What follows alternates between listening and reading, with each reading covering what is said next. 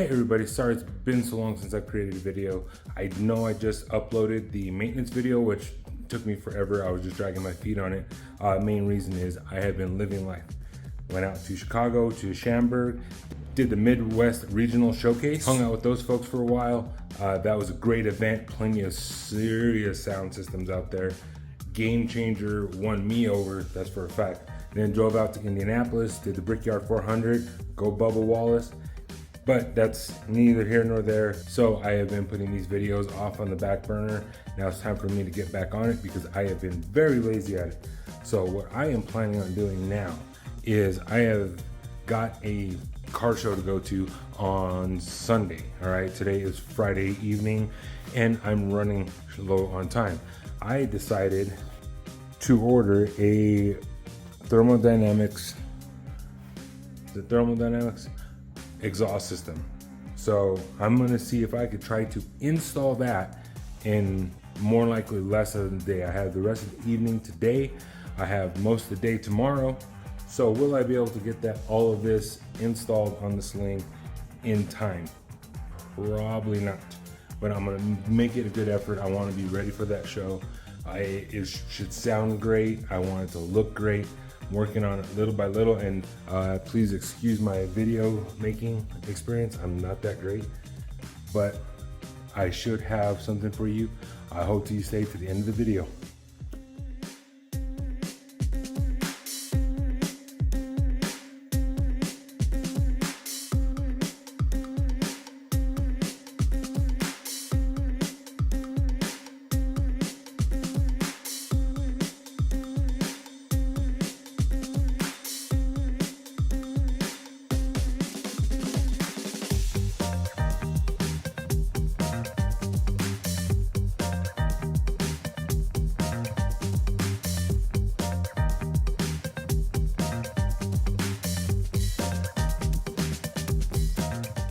I was hoping that there was going to be some instruction. There are no instructions. I watched the videos. It seems like it's a pretty simple install. We'll get to it, bust it out, see where it goes. And for those of you who are asking why are my intake and valve covers red now, that is because I went ahead and purchased from Rev Dynamics that install. I'm not 100% happy with it. I know it looks perfectly color matched on camera, but in reality, it's off a shade or two.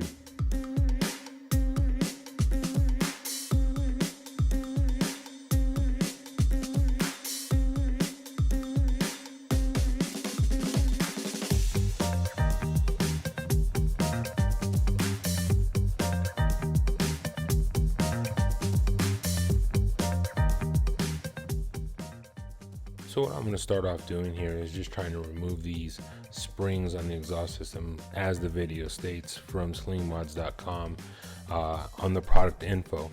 Now I did buy the additional spring hook remover. It was problematic. I had a lot of difficulty with it. I know I could have used a pair of pliers here, but I wanted to give the product its first chance. Some locations it worked great. In this first location it did horribly, but again, each location has its own tool. Do what you can with what you have available to you. Okay, so the only way I was able to get the muffler anywhere close to being able to move out is I had to remove this bracket. This bracket is located on the rear of the muffler, closest to the firewall. A 10mm bolt, there's two of them. Remove that. That gives me a little bit more play in the muffler. Let's see if we can get the rest of it out.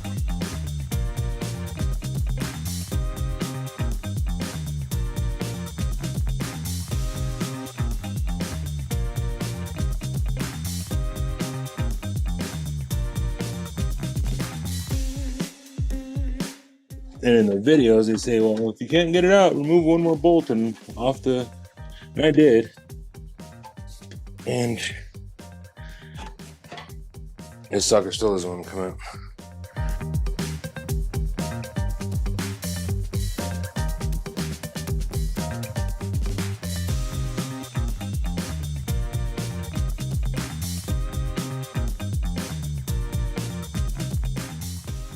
And the muffler is finally out. Surprisingly clean too. But that's that. Now, lucky for us, it looks like this only has a single hanger. Make install hopefully a little bit easier. Oh, let's see how much easier. That's that. Oh, that was beautiful. Now this does get installed back onto the rear of this muffler, but you have so much more room to work with compared to the stock one. Spring install, yay! Oh, fun times.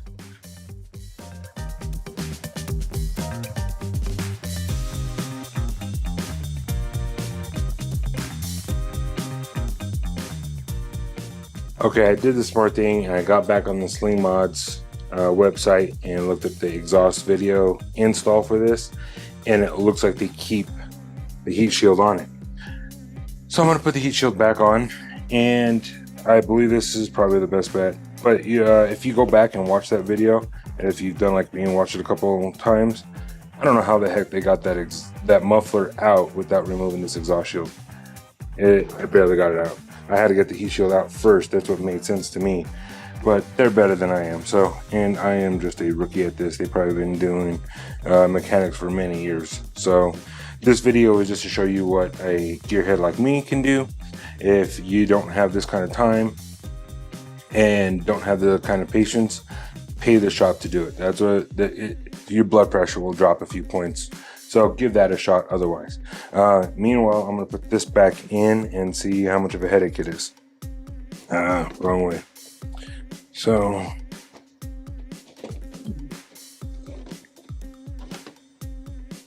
oh, I got the springs on. That's why I'm fighting it so much.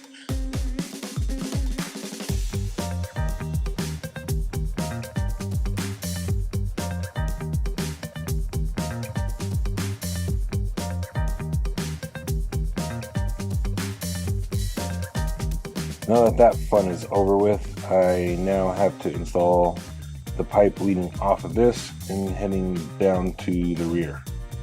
I apologize, now you're not going to be able to see a whole lot, primarily because I do not have a lift to be able to pick this up and do a great job like Sling Mods does. Again, this is to give you an idea how hard it is for someone like me or us can do this work.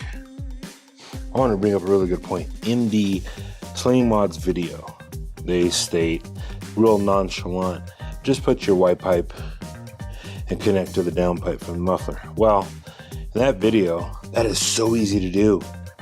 They have a lift that makes life 10 times easier. Being on the ground, I've got this lifted up a good 1.5 feet off the ground, and I'm still going to struggle with this white pipe. It's not going to be fun. Let me see what kind of video I can get you guys with this angle.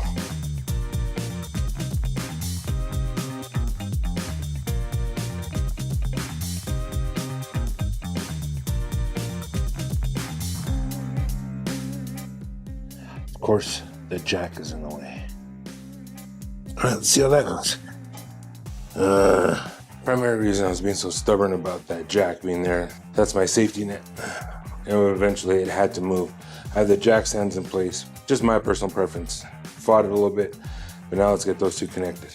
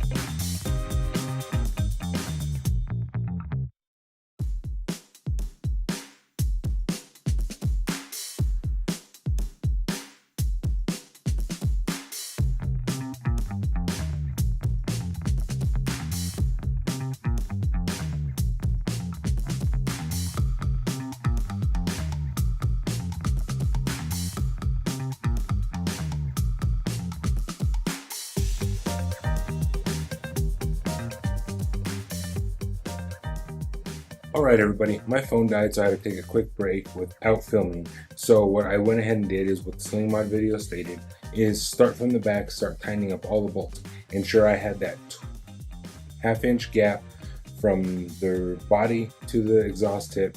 And went ahead and just tightened up all the bolts all the way up to the new installed muffler.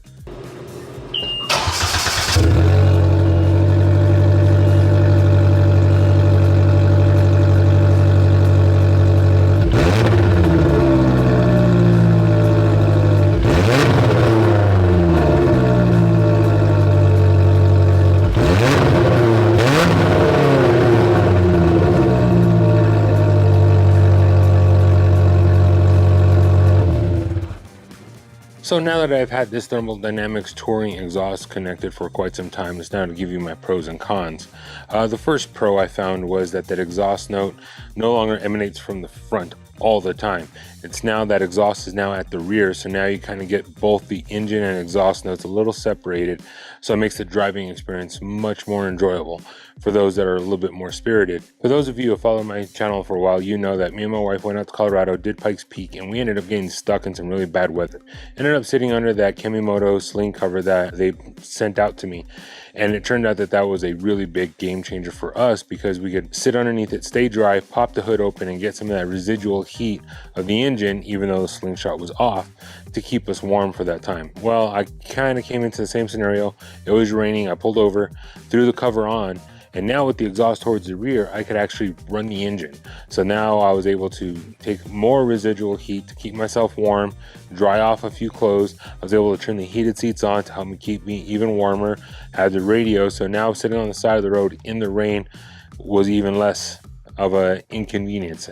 Now, there is one other pro that only kind of happens to us desert folk, is that whenever we drove into a dirt lot or went down a dirt road, that exhaust pointing straight at the ground always kicked up a whole lot of dust. With the exhaust now rear facing flat straight out, not a problem anymore.